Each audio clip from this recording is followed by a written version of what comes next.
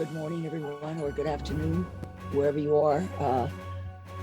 This is Jackie Taylor Basker inviting you to discuss the recent events in Ukraine and its implication for the Palestinian people. Welcome. Let me turn on my Facebook Live for our people from Zoom Palestine Facebook. Hi, good morning, Zoom Palestine Facebook. Welcome to our discussion this morning of the implications of the crisis in Ukraine for the people of Palestine. So let's do a screen share. Since the Ukraine is a deeply Christian, Orthodox Christian community, and the 78% of the country proclaim themselves to be Christian.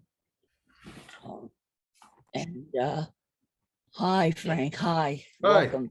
Thanks for joining. Thank you. I'm glad you got my message. Yeah. So we are a deeply Christian country.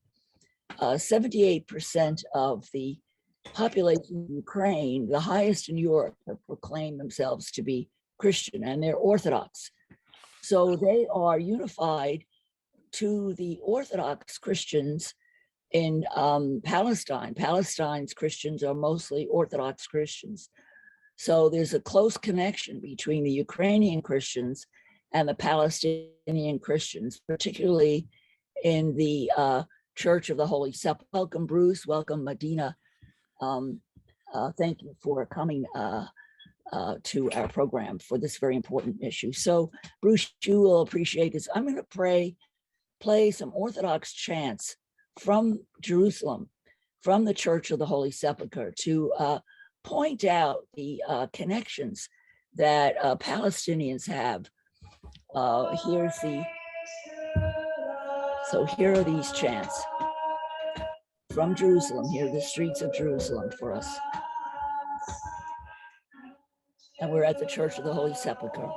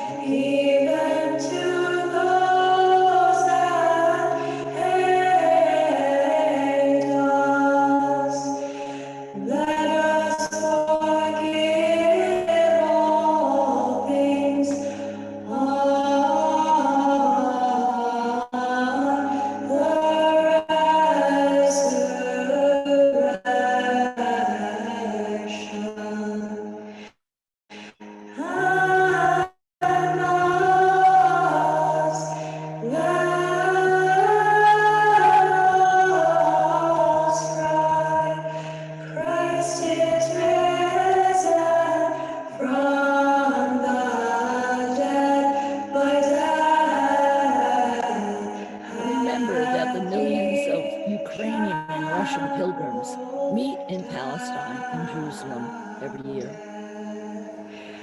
And on those in the grace that he bestowed.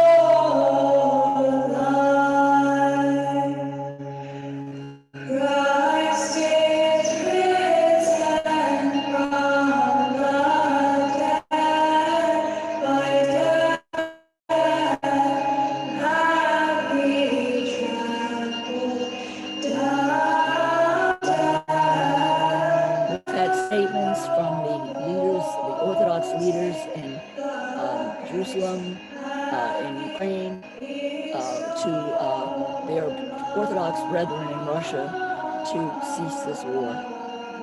The religious leaders have been very active. Unfortunately, the Russian patriarch has been silent.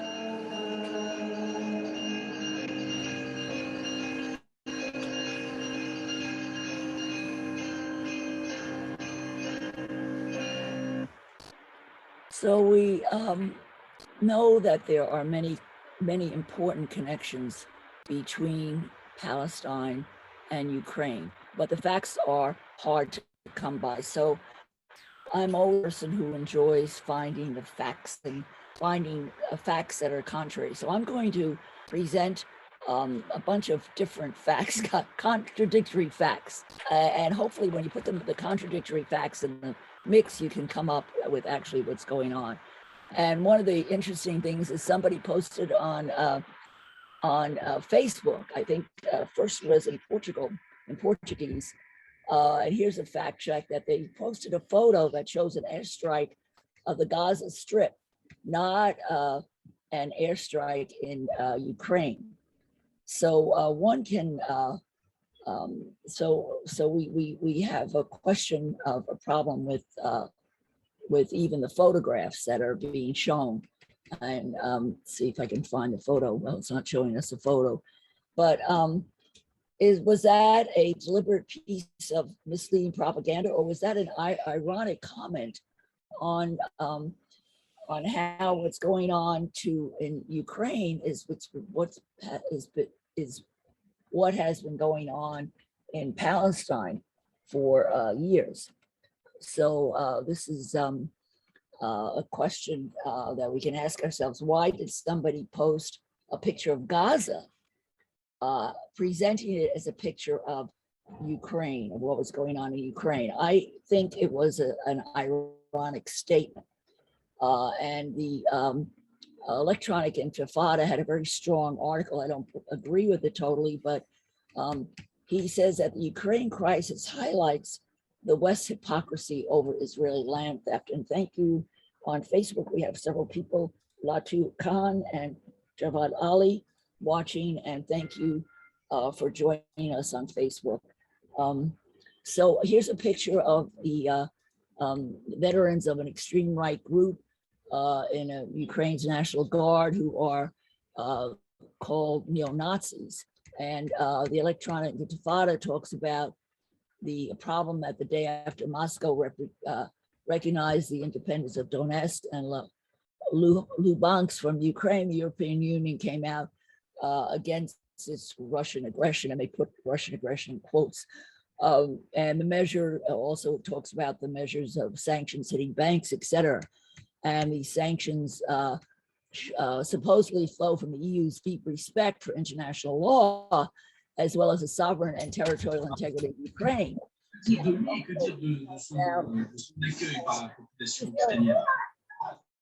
Okay, Isa, I had to mute you because we can hear you talking. So this points out the hypocrisy of the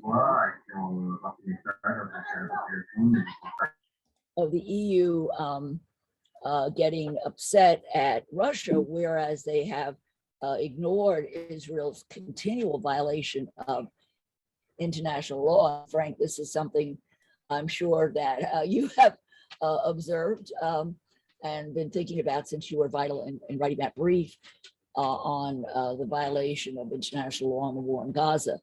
So they also point out that Trump recognized Jerusalem as the capital, and Ukraine backed that. And so they feel that Ukraine doesn't deserve our sympathy because they went along with Israel.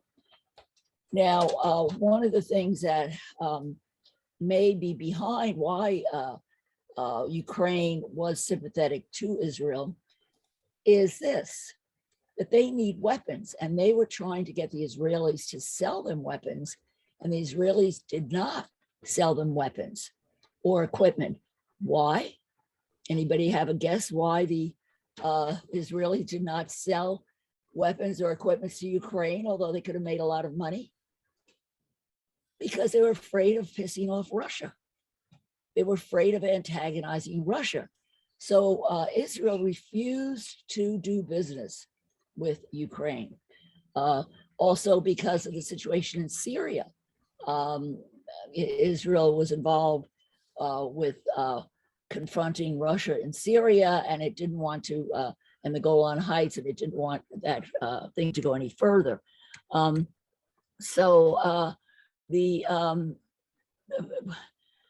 so the question asked by human rights group Al-Haq said on Tuesday, for us as Palestinians, we see this discussion. We ask ourselves, where is this discussion when it comes to Palestine? Wassem Ahmad of the Palestinian human rights groups Al-Haq said on Tuesday.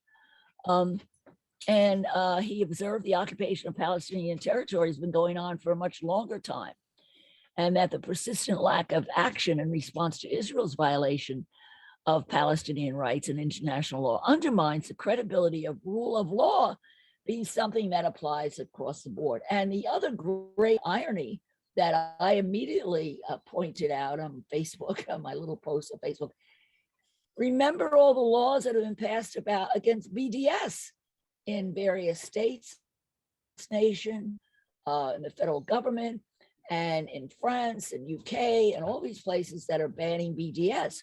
Well, what is Biden and the EU doing but BDS?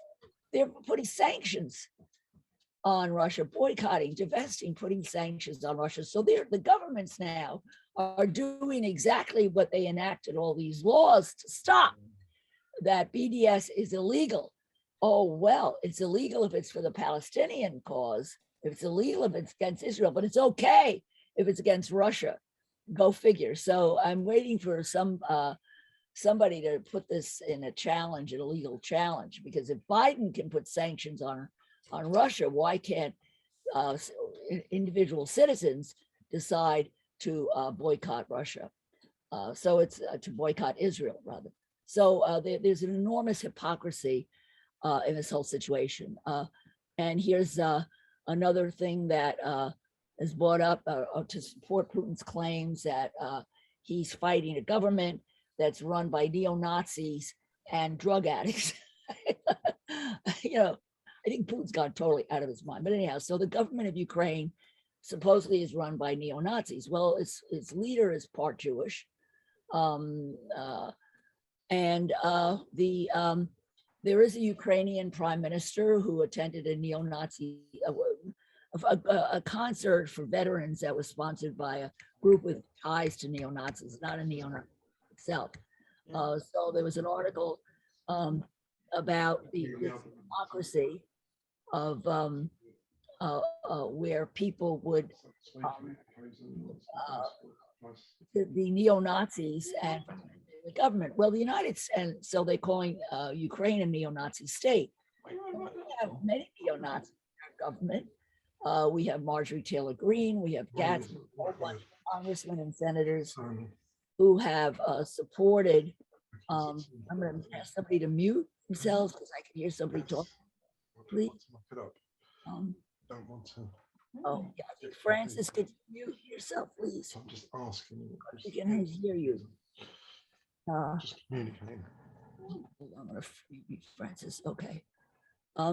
So the United States has a number of representatives who are sympathetic with white supremacist neo-Nazi groups, including the president, who said when the march in Charlottesville of the neo-Nazis went on, he said there were good people on both sides. That doesn't make us a neo-Nazi country because you have the presence of white supremacists. All of Eastern Europe and all of Europe have neo-Nazi groups in them. So that doesn't necessarily make a country a neo-Nazi country. So let's ask the facts. Let's go back to the facts. What have been historically Palestinian and Ukrainian relations? And this, when I read this article, thank God, God bless Wikipedia, it was quite astonishing what I found out. So the Ukrainian Soviet Socialist Republic recognized Palestinian independence in 1988. Palestine recognized Ukraine as the sovereign state in 1992. on 2000 in 2001, the two countries established diplomatic relations, and the Palestinian embassy opened the same day. So Ukraine was one of the early states in Europe to have a Palestinian embassy. So there was sympathy between Ukraine and Palestine. The Ukrainian SSR voted in favor of the United Nations plans for a partition of Palestine in 1947, as did most of Europe. This is interesting. 1999, Arafat visits Kiev, met with, let me move this a bit. Oh, now where's what happened to my screen? This is when you have too many things on your screen. Okay. Met with the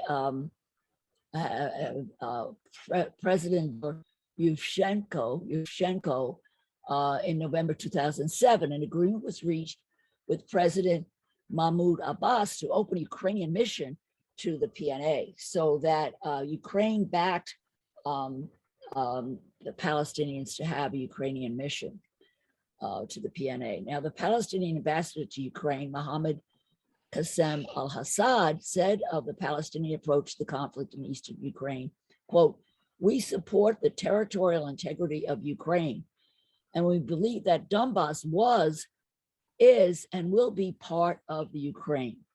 Okay, so the Palestinians have been supporting the Ukraine and supporting the territorial integrity of the Ukraine from very early times, from the days of Arafat. So this is something to keep in mind with the Palestinians, who are very annoyed about the double standard. Yes, there is a double standard, but there's a history of cooperation. Now, what about Israel in this mix? Where is Israel? Here's an interesting editorial. As Russia invades Ukraine, there's only one side that Israel can choose. So this is an editorial, but it's worth listening to. So I'm going to play it as we...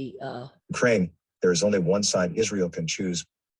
Prime Minister Naftali Bennett's statement on Thursday that our hearts are with the citizens of Ukraine, Israel will mobilize to extend humanitarian aid as needed, and Foreign Minister Yair Lapid's condemnation of the Russian invasion are a good start for Israeli policy, but is not enough. For close to 14 years, since the 2008 war with Georgia, when Vladimir Putin's Russia first invaded a neighboring country, Israel has been silent. It remained so in 2014 as well, when Russia invaded eastern Ukraine and annexed the Crimean Peninsula. The apprehension is understandable. Putin is responsible for the fate of hundreds of thousands of Jews, and Russia has in recent years become a significant player in the Middle East, with its warplanes flying in Syria's skies. Israel has no reason to interfere in wars that are not its own, not to mention that condemning Russian aggression and occupation could sound a little strange coming from a senior cabinet member of a state that for nearly 55 years has maintained a military occupation of millions of disenfranchised citizens. Nevertheless, Israel can no longer bury itself in silence. The Ukrainian nation, which is now under attack, has been fighting since the beginning of the 20th century for its political and cultural independence, and millions of its people have died in wars and from starvation and oppression. This nation is deserving of Israel's sympathy and moral support. Not to mention that by way of justifying going to war, Putin claims that Ukraine is ruled by neo-Nazis. This is mendacious propaganda meant to conceal an imperialist motive. Putin's attempt to liken the invading Russian army to the Red Army that liberated East Europe and the extermination camps from Nazi Germany borders on Holocaust denial. Who is well aware of the Holocaust lesson, would do well to denounce the Russian president for that as well. This isn't only about historical morality. Despite its violations of international law, Israel aspires to be part of the Western world and a member of the community of democracies. When Putin comes out so blatantly and clearly against both an independent state's right to determine its way by democratic means and the West, there is only one side Israel can choose. Bennett and his senior ministers must not be blinded by their close ties with Putin and with the billions that oligarchs from the circle closest to him have invested here. Israel must choose the right side of history. The above article is Haaretz's lead editorial, as published in the Hebrew and English newspapers in Israel. Okay, so now why is Israel wafting on this? What is the problem? Bennett did come out with a muted, mild expression of sympathy for the Palestinians. But what's behind this? Let's look at this video. Israel wary of taking sides in Israel's standoff. Ukraine seeks Israeli support, air defense technologies. Israel blocks transfer of weapons to Ukraine. Kyiv accuses Israel of reiterating Russian propaganda.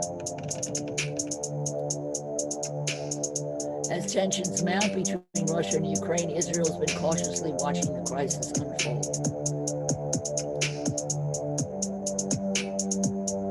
The standoff has put Tel Aviv in a precarious position as it tries to balance its intricate ties with Moscow. Kyiv seeks help. Israel blocks weapons transfers to Ukraine.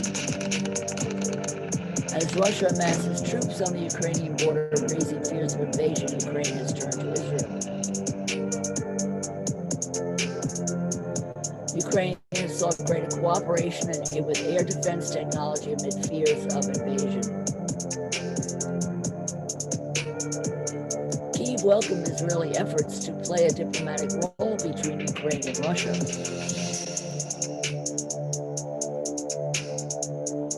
While the U.S. and its allies are sending weapons to Ukraine, Israel has refused to do so.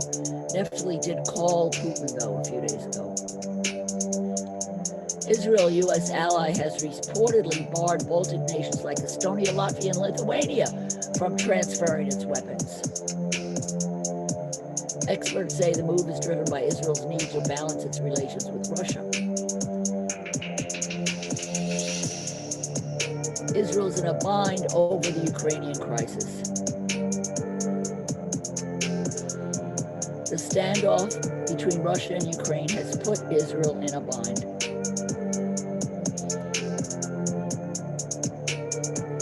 The U.S. wants its allies to take a stand against Russia, but Israel is repeatedly wary of antagonizing Moscow. According to reports, U.S. Secretary of State has twice urged Israel to convey the importance of de-escalating tensions in Europe to Russia. Israel FM Lapid recently said that Israel doesn't believe there'll be a violent conflict between Russia and Ukraine. Well, of course, it's wrong. Lapid admitted the soaring tensions have put Israel in a difficult situation because Ukraine and Russia both have large Jewish populations. Lapid said Israel feared the Ukraine-Russia standoff would divert attention from Tel Aviv's stand on the Iran nuclear talks. Ukraine's ambassador to Israel lashed out at Lapid for downplaying Russian hostility towards Kyiv. Israel summoned the Ukrainian envoy for a Facebook post in which he accused Lapid of reiterating the rhetoric of Russian propaganda. I'd like to remind Mr. Minister that it's not a conflict, it's a war that Russia aggressively and cynically conducts against Ukraine. It's a shame that Mr. Lapid has not noticed the war in the center of Europe, which has lasted for 8 years already. Israel-Ukraine ties. Experts say Israel-Ukrainian relations are overshadowed by the Israeli ties with Russia. Ukraine has often drawn parallels between the situations in Crimea and West Bank in a bid to gain Israel's support. In 2014, when Russia annexed Crimea, Ukraine slammed Israel's silence over the issue as ungrateful. Ukraine alleged that Israel was reluctant to take sides to fight the fact that Kyiv has backed Israel in the past. However, ties between Ukraine and Israel remain stable. The two countries signed a major trade deal in 2019. Why Israel can't afford to antagonize Russia?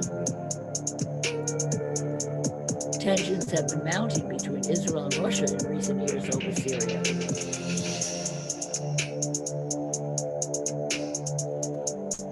While Moscow backs Assad's regime, Israel has frequently targeted alleged Iranian and Hezbollah positions inside Syria. Russia recently held the first joint air exercise with Syrian forces over the Israeli-controlled Golan Heights. Moscow has slammed Israel for carrying out arbitrary attacks in Syria, including the downing of a Russian plane in 2018. Russia maintains considerable air defense assets in Syria to create challenges for Israeli planes. Israel is expected to maintain ties with Russia to earn freedom of action in Syria so that it can keep Iran in check. Hence, some Israeli officials think silence is the best tool for Israel in the ongoing Ukraine crisis. Experts say that the consequences of a Russian invasion will be felt far beyond the standoff between the two countries. Israel is home to over 500,000 Ukrainian expats and over 400,000 Russian immigrants. Hence, the war between Russia and Ukraine will also become a domestic political issue for Israel.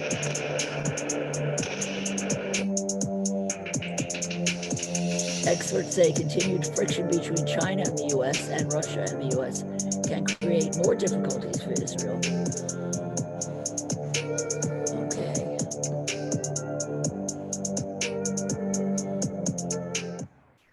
That was really Usually interesting. bras fit small-chested women like this.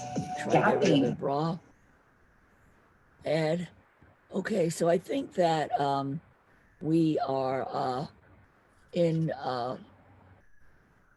totally uncharted territory with this situation. So before I go on to anything else, I was wondering if anybody would like to make any comments about the dilemmas faced by Israel and the Palestinians for this whole issue.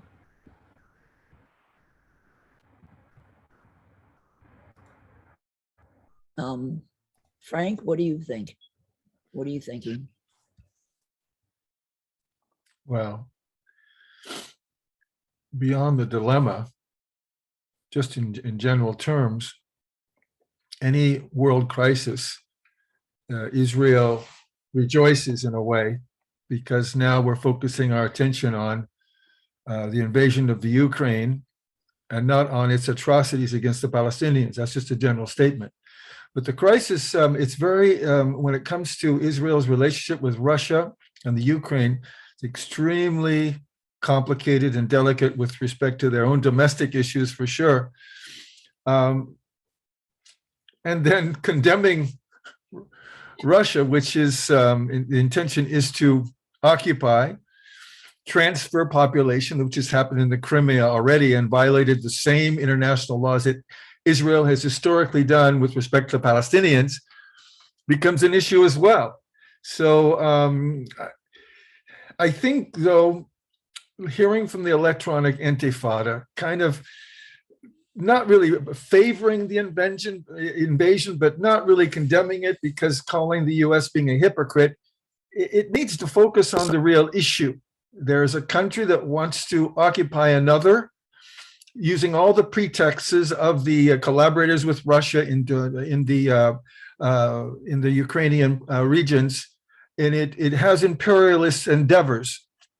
And this is also a risk to Europe. And we understand why Putin is doing this. He's trying to create some type of a cushion between Europe, between NATO and Russia. But I think it's underlying his personal attempts that we see here to engage in imperialism, to retain some of the territories lost by Russia, which did lose quite a bit of acreage. And we need, as a world, to organize this, including Israel, in spite of the hypocrisies involved here, to realize that this whole thing globally could turn out to be a huge international crisis, not to mention a third world war. We're at the cusp. It could happen, but one wrong move could lead to another, and we could find ourselves sucked into it, and Russia obliged to continue it, politically and otherwise. I think we have to look globally, Jackie, more than simply at and the Palestinian issue. I see the connection.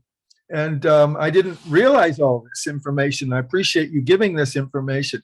The connection that the Ukraine was one of the first supporters of Palestine and connected with Arafat and had one of its first embassies there, which cannot be ignored by the Palestinians, of course.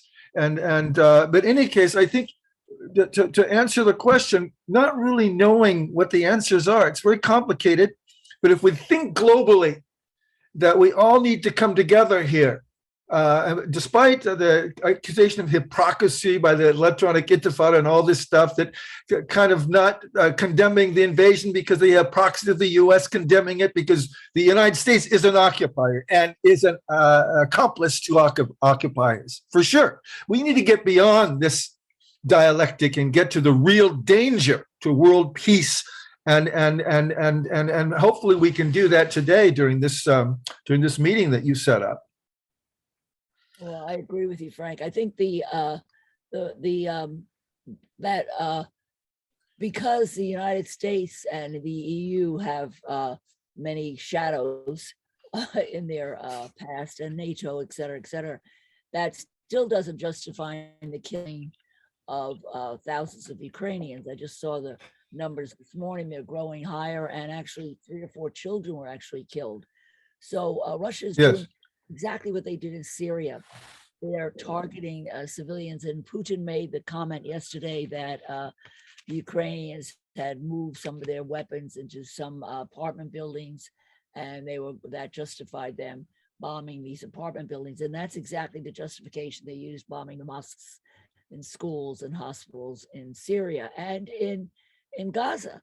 In Gaza. Let me just intervene here that there's new information showing as there has been clear evidence that Israel has targeted, not as a peripheral consequence to war or to targeting extremists in Gaza, but absolutely targeting civilian populations. They have found evidence already that Russian bombs have targeted hospitals and exploded near schools, and there are civilian injuries, which is a clear war crime under the Geneva Convention as well as the Rome Statute. So we see a clear parallel kind of following along with what you just said, Jackie, with what's happening with the Israeli violations of international law with respect to Gaza and the West Bank. And I agree. I think it's in the interest of Palestine to, no matter how wronged they feel by the EU and NATO and the United States, to be on the side of the Ukrainians, because their plight is so parallel to the plight. And I want to share this one screen, and everybody else can unmute themselves unless you're making noise in your house. I'd like to show you another article that so here, Isa, here's your photographs. Let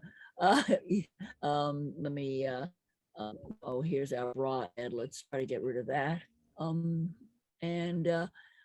There are people who have been speaking up in can you see this article? I'm not sure if I ended my screen share or not. Don't see anything. Oh, you don't see anything. Okay, good. That's good. Actually, then I'll do the screen share again. Hi, Francis. How are you? Good to see you. And good to see you and everyone else here. Yeah. God bless. God bless. Thank you. We need blessings. So, Thank you. And this is Francis. This is in your country, the UK. There was a UK MP who has been criticized for comparing the Ukraine crisis to Israeli occupation of Palestine. A Labour MP for Sunderland Central, Julie Elliott, was told that it was wrong to make parallels between the two conflicts during a debate on the recognition of Palestine. She was criticized for likening the Russian invasion of Ukraine to the Israeli occupation of Palestinian lands and arguing for international law to be respected in both situations. And she spoke, my heart goes out to the Ukrainian people, said Labour MP Julie Elliott during a Commons debate on the recognition of Palestine, as she pressed the government to consider recognizing the state of Palestine alongside Israel in pursuit of a two-state solution. she says, quite rightly, we talk about international law.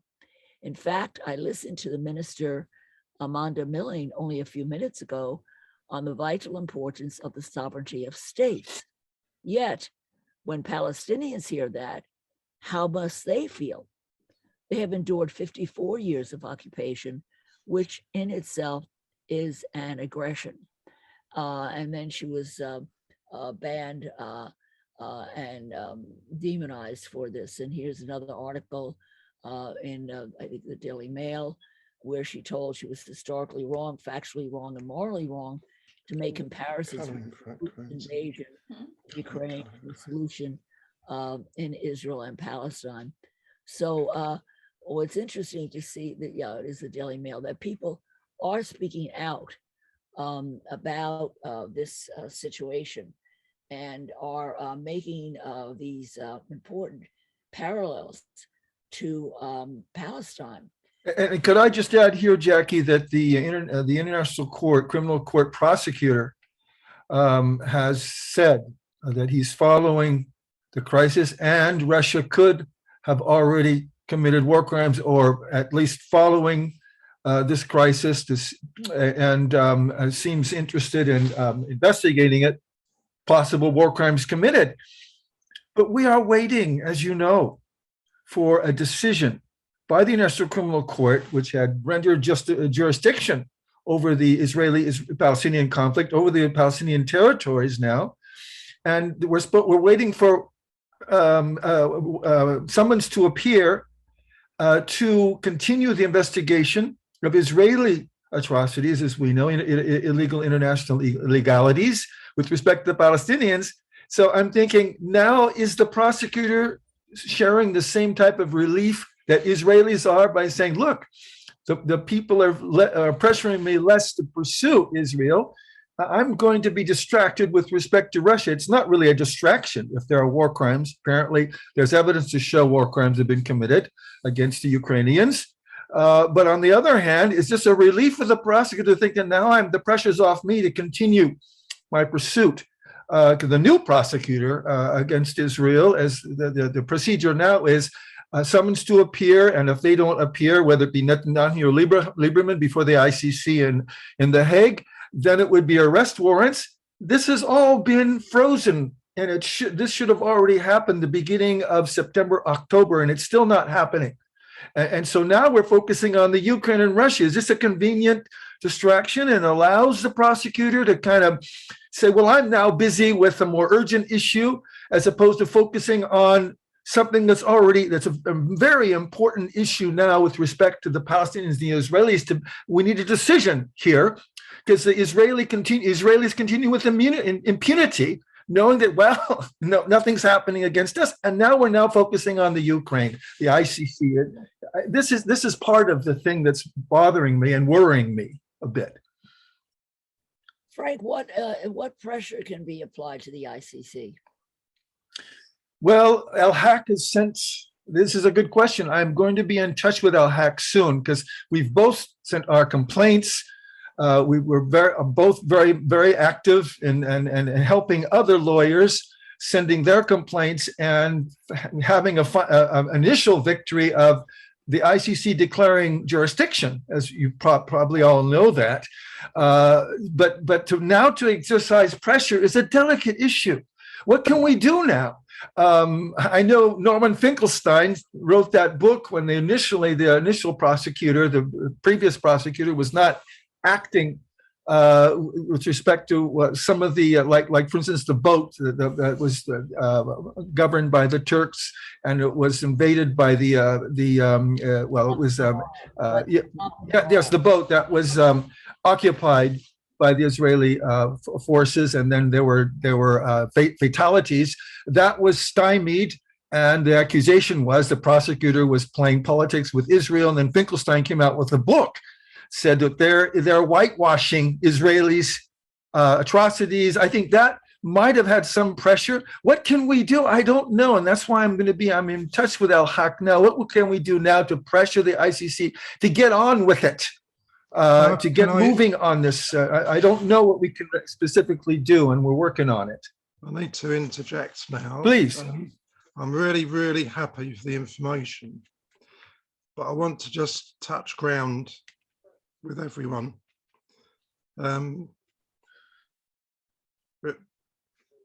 It's the family of humankind. It's the family of man that we're talking about. I'm a little bit emotional at the moment, so if I stop, yes, I'm just waiting for the words to come through.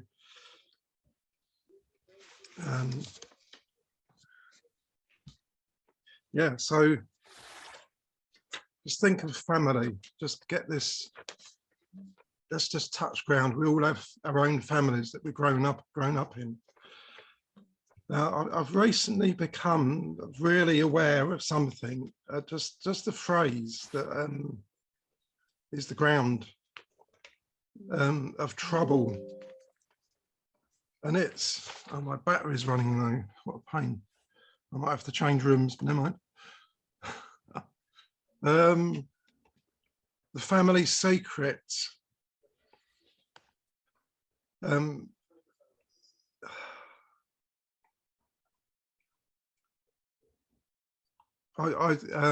Recently, I've had some experiences for a long, long time ago, really seriously bad personal experiences. And I had come to mind like a veneer of something being really beautiful, you know, this is the way it is kind of thing. Behind that is a dark black curtain that you can't see through. Behind that is a family secret, something that's hidden. Now, I believe that Ukraine and Russia, you know, they're neighbouring on my map that I saw. They're probably of the same closer family, and there's a secret between them. And what Ukraine has done, because correct me if I'm wrong, but Russia supplies oil and gas, including to Ukraine. My intuition is that Ukraine, their family, has said it's far too expensive. We're not going to do it. If you don't just give us a good price, we'll tell the family secret. and now Russia, their family, wants to go in there and shut them up. They don't want the family secret known.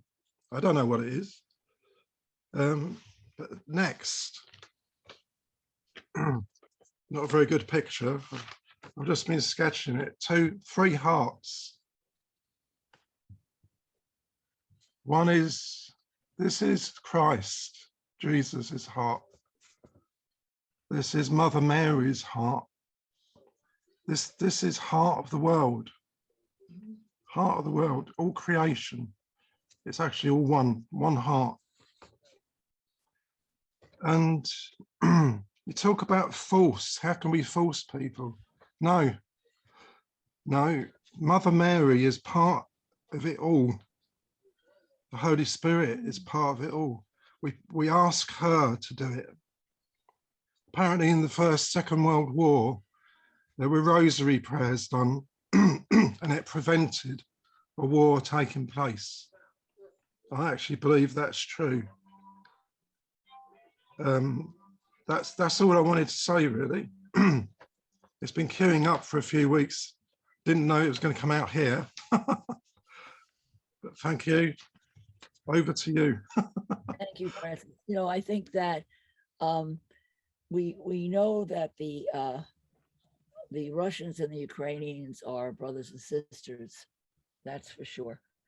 And we also know that that wonderful Madonna came first to Kiev, and then it went to Moscow. One of my favorite Madonna's icons, and so we are aware of the closeness. And I doubt that the Russian soldiers really want to kill Ukrainians.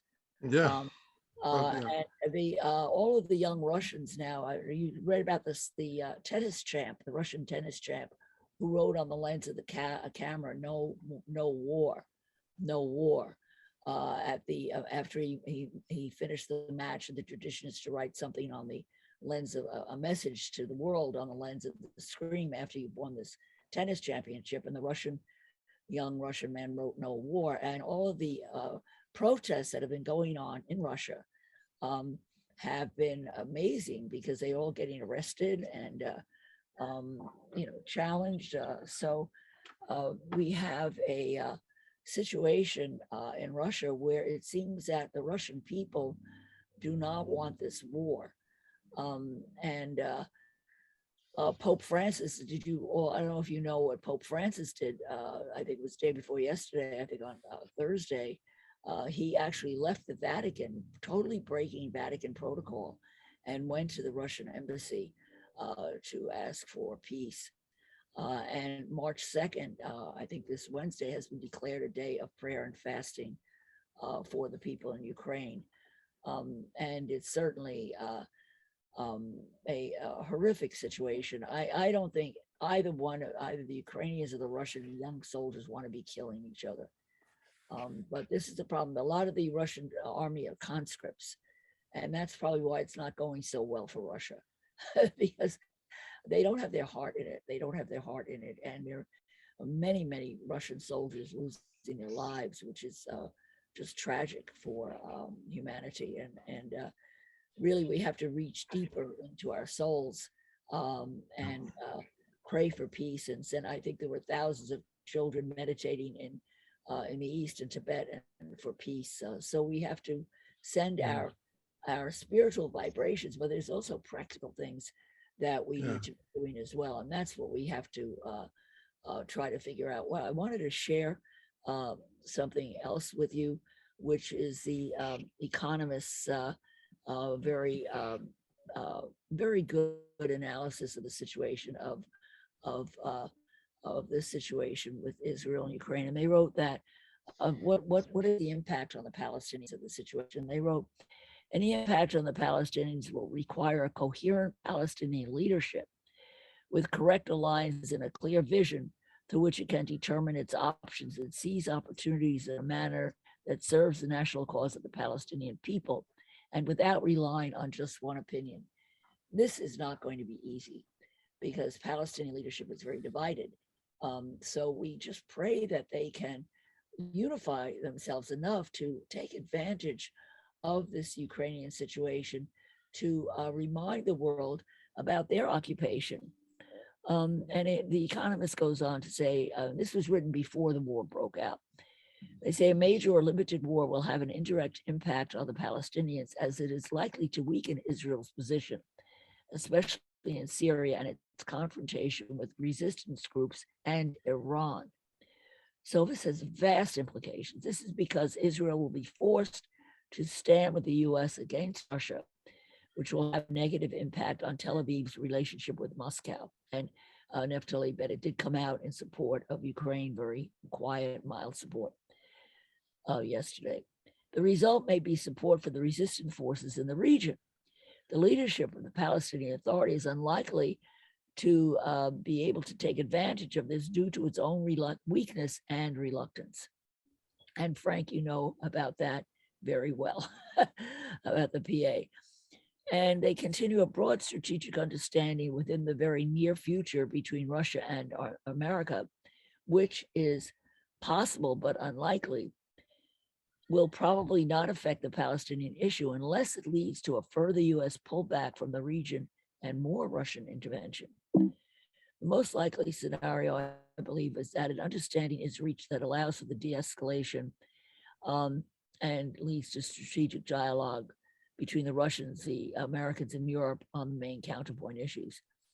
This includes Russia's wish to change the world order in favor of a Moscow-Beijing alliance. Putin will have noticed what appears to be Washington's weakness in foreign policy. In this case, the Palestinian cause will be affected positively as long as this new order appears in the US and Israel roles in the region decline. However, this requires the official Palestinian leadership to reform itself, strengthen its internal position, and reconsider its strategic options and regional alignment. So whether the effect that this is going to have on the Palestinians depends very much upon what the Palestinians do. Can they unite themselves and use this situation as a strategic advantage? Any comments, any thoughts anybody has?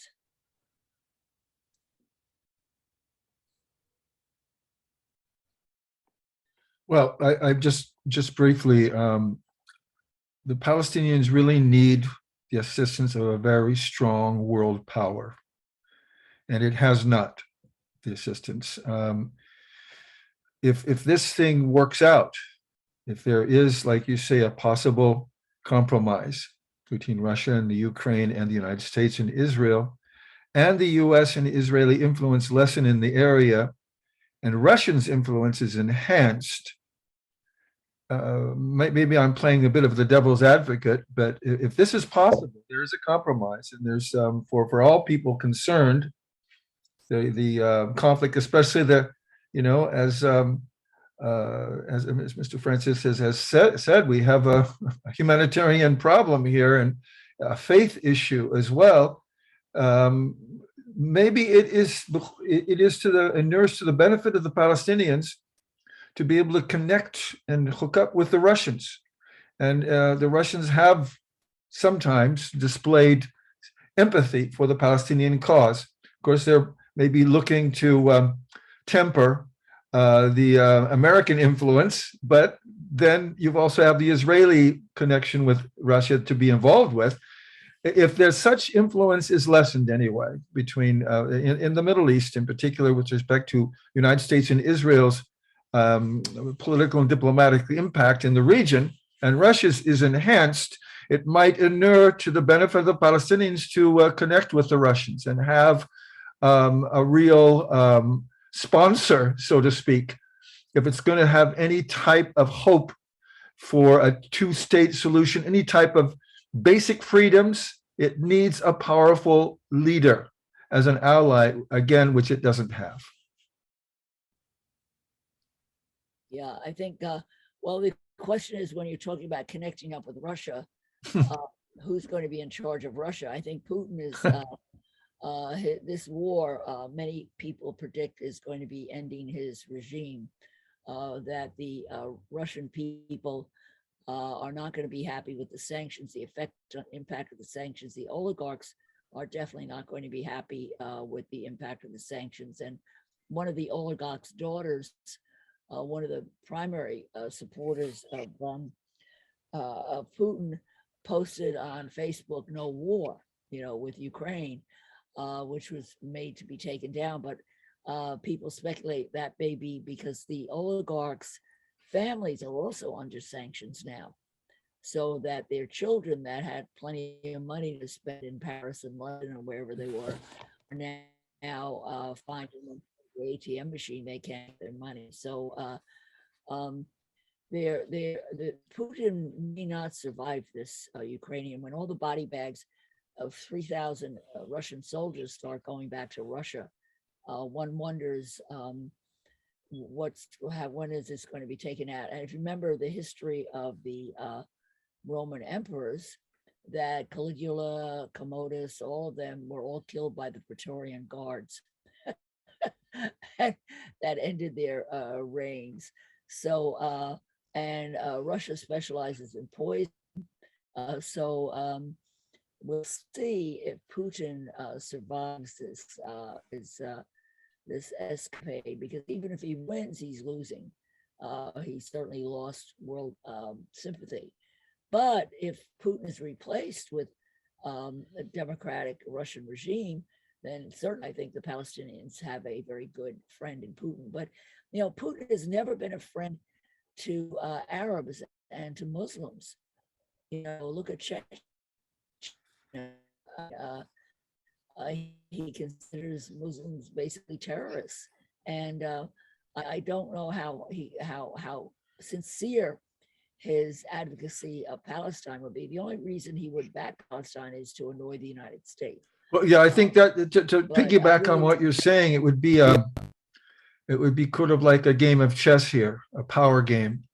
And even though maybe not personally interested, but seeing an opportunity, not just Right. political, but an economic opportunity, because of Palestine, when it becomes, and it will, sooner or later, will become independent, it's going to be very powerful economically. There's many resources that the West Bank and Gaza has that Israel is after. A lot of the things that are happening are motivated by the rich area of the West Bank, and also what Gaza and the coastline provides, and the gas possibilities and the energy possibilities. It will see an opportunity, and this not just to annoy Americans, but economically and politically to intervene in the area and establish an influence. Like it has, one of its motivations, I think, in Syria is for that reason. It's not really to help Bashar Assad so much as I think really to intervene there and establish a growth pole, an economic, a strength pole in Syria. So I think for that type of motivation, I think you could see a possibility that Russia might link with Palestine, and it's hopeful that Putin will be removed and that it will establish more of a republic type of a country, more democratic, as you say. It's in the hands, like you see, of the oligarchs, and a lot of the mafia is involved here, which inures to the detriment of the Russian people. And we see what's moving Putin also, I think, behind what he's doing is in doubt. That's really for unifying Russia or for any type of altruistic reasons. But I'm just thinking of the overall picture, maybe as a possibility. Yeah. And the Baltic, his threat to the Baltic states is very real. His interest in expansion is very real, and the world seems to be united up against him. What we need to do is to harness that capacity of sympathy that the world is showing to Ukraine, and draw the parallels so that all of those people who are supporting Ukrainians will also support the Palestinians. So to me, that's the challenge for the Palestinians. Can they harness that energy, that moral outrage? Most of the time, the world is apathetic. Most of the time, the world is asleep, and they don't care about what's happening to anybody. This is one of the rare situations in human history when almost everybody in the world is on the side of the victims of oppression. This is a very unique point in human history. Yeah, and let me intervene just quickly here for the impact of these sanctions. Remember when South Africa was in question and the apartheid state there, that we have, again, a very similar what's happening to Palestinians, so clearly an apartheid state. But then it was the white minority was in total control.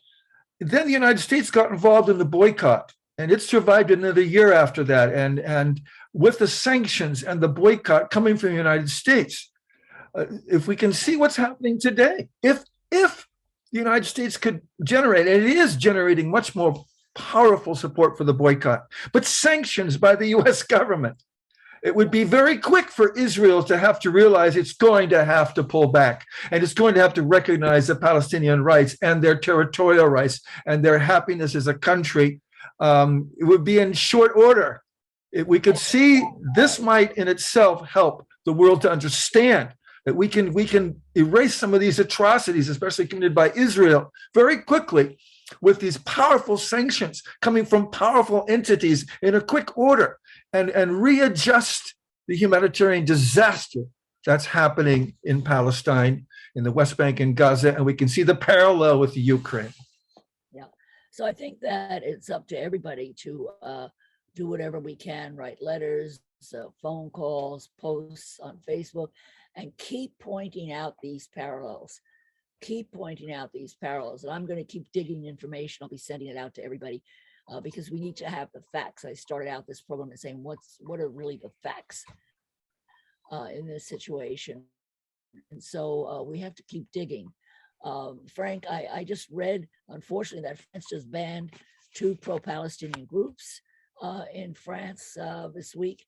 And we have to keep pushing the EU to respect Palestinian rights. And now that they're advocating for territorial integrity of Ukraine, that this hypocrisy has to be called out. And it's up to the Palestinians, rather than getting angry at NATO, getting angry at the EU, to use this in a Machiavellian way, okay, to get sympathy for their cause. They can hitch their chariot to the Ukraine stars right now, and that's something that, and they need to be unified. So this is another. And so I think you're giving me an idea now how we're going to approach the ICC as the lawyers on this, representing the Palestinians against the Israeli occupation for war crimes. And I've added to my complaint again, as I've said before, Mr. Trump and Mr. Obama, who are clearly an accomplice in the Israeli atrocities, especially with respect to Gaza. Now you're giving me an idea how to approach the ICC. You're making a big deal now of following what's happening in the Ukraine. Are you forgetting that we have pending a very important issue of occupation and atrocities and international law violations by the state of Israel against the Palestinians that is pending?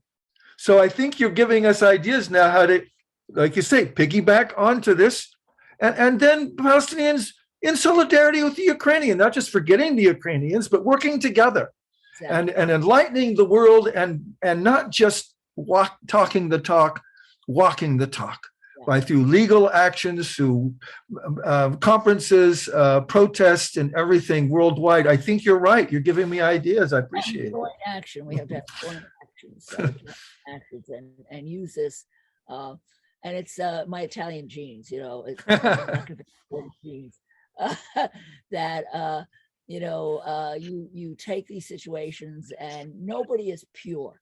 No side is unstained. NATO has dark side, America, EU, all of them. But you take what is good and use it to achieve a worthwhile goal. So I'm so glad, Frank, that you joined us today. I'm sorry, I know I messaged you in the middle of the night. I wasn't okay. I didn't know whether to do this thing. I always feel incompetent. I don't know enough, but I haven't slept all week. We've been up all week in the middle of the night watching what's going on in Ukraine, but they are kicking ass, and it's quite astonishing that they have the capacity. And in a way, they're very much like the Palestinians, because the Palestinians have not made occupation easy for Israel. Israel has to put the wall up. Israel has to arrest them on an ongoing basis, keep them in jail. They cannot pacify the Palestinians, and they can't pacify the Ukrainians. So it's interesting how both the Palestinian and the Ukrainians have an enormous sense of national pride. Inshallah. And they will not be pushed around. So we'll keep the Ukrainians certainly in our prayers and our thoughts, and we'll see if we can actually succeed in helping the Palestinian cause to connect with the Ukrainian. And this is important because there are demonstrations all over the world. This is a demonstration supporting Ukraine in Minneapolis. Okay, so this is something definitely, I think, that's very important for people who support Palestine. And one of the women wrote back with horror when she saw the email I sent with the image of the Palestinian protest together with the Ukrainian protest, and was very upset because she was upset about them having neo-Nazis in their government. Well, just because you have some white supremacist neo-Nazis like the Americans do, it doesn't mean it's a neo-Nazi country. There are, Ukraine has a huge Jewish population. So we just pray that the hearts of all good people in this world are united in peace and are able to stem the tide of evil that's prevailing. And this evil, Putin is just a blimp in history. All these tyrants eventually lose, and he's not going to revive the Soviet Empire as he wishes. It's a whole new generation of young people in Russia and Ukraine, and they're not buying the BS. So we just pray that everybody is safe. And the other thing that's interesting is a lot of the Russian speakers in Ukraine, they're living in Ukraine because they don't want to live in Russia. They don't want to live under Putin. And they're terrified of the Russians coming and imposing a Russian type government on them, which is undemocratic, and they don't want to be under a tyrant. So I saw many interviews with Russians in Ukraine, Russian speakers, who said they will fight on the side of Ukraine. They will fight on the side of Ukraine against Russian invasion. So I had this vision in my mind. Francis was talking about this spiritual vision. I had this vision actually of a couple of weeks ago of Orthodox chanting coming from both the Russian side and the Ukrainian side. And instead of shooting at each other, they'll be chanting beautiful Orthodox chants at each other. So we just pray that these people can unite. And we pray that the Palestinian leadership will have the insight to use this situation to remind people that they have been invaded and that they are under occupation also. So thanks everybody for being with us. Thank you on Facebook. Oh, Francis, you're on Facebook now watching. Francis, if you moved to Facebook. Thank you, Adele Ayub on Facebook, Nawal, Abu Hamada, Aftab Alam, Kufram Aswari, Amir Faisal, and then they first together with Javal and Amir. So we had a lot of people watching us on Facebook. Thank you for joining us. And thank you, Frank. You made a tremendous contribution to us today. Does anybody else have anything they want to say before we end? Bruce, Maricha, Isha, anything?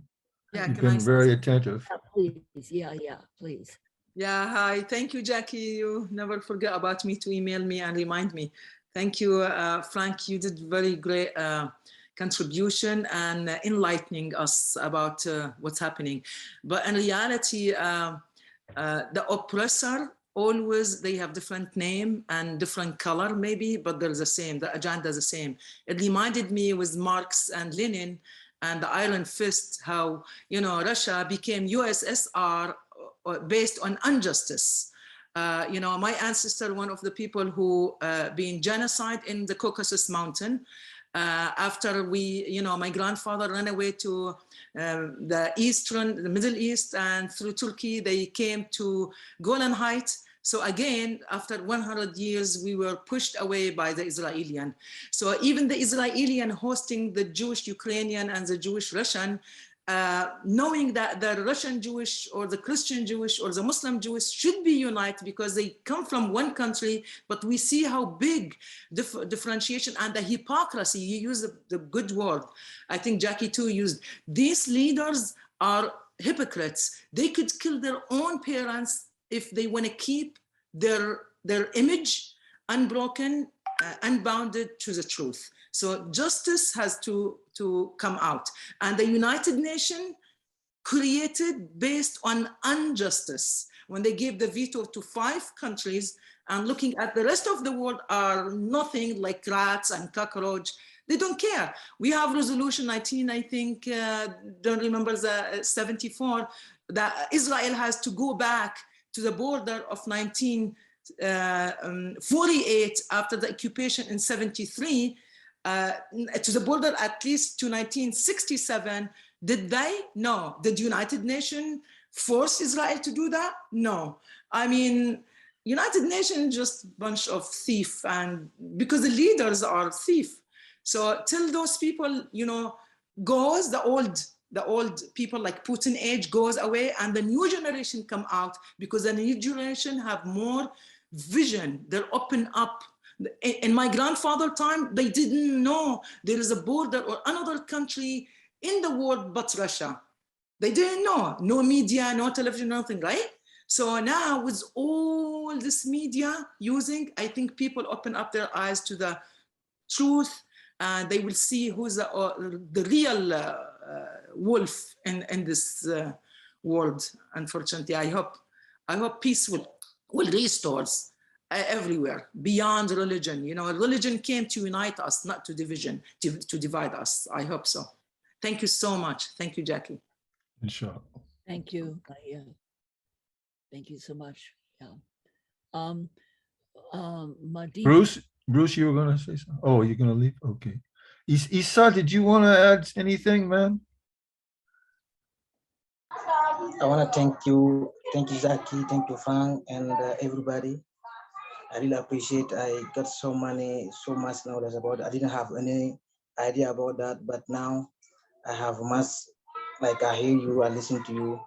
So what I can say now, we pray God to unite them, to bring peace between Russia and Ukraine.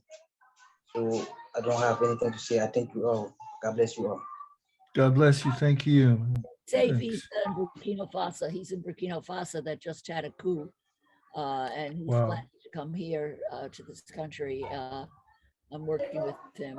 He's sharing the story of the women in the rural areas who are widows. Their husbands were killed off by terrorists. Their villages invaded, and they're trekking to the cities and to safety. And the water situation is very dire in Burkina Faso due to climate change. So he's been sending pictures of water wells, and when we get him to New York, we're going to have him talk to you more about it. Stay safe, Issa. Just stay safe.